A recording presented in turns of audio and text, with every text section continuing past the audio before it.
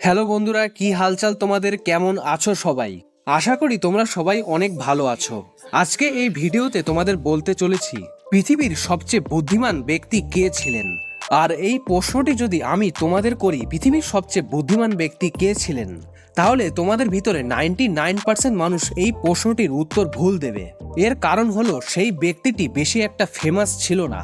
কিন্তু Albert Einstein আর Nikola টেসলার মতো দুনিয়া মাতানো এমন বিখ্যাত বিজ্ঞানীরাও এই ব্যক্তির ধারে কাছেও নেই। এটি শুনে আপনাদের অবাক মনে হলেও এটা আসলে সম্পূর্ণ সত্য। আসলে আপনারা জানলে অবাক হবেন, একজন মানুষকে বুদ্ধিমান বলার জন্য তার আইকিউ কমপক্ষে 140 হওয়া প্রয়োজন।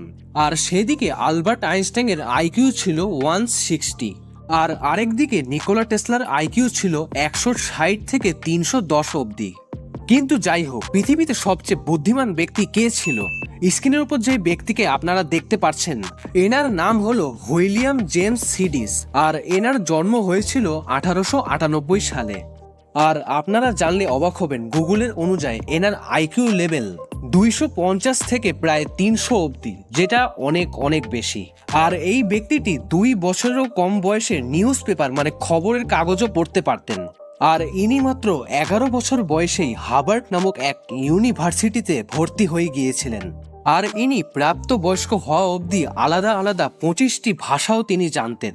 কিন্তু এখনো আরো অনেক কিছুই রয়েছে যেগুলো আমরা এখনো পর্যন্ত জানতে পারিনি।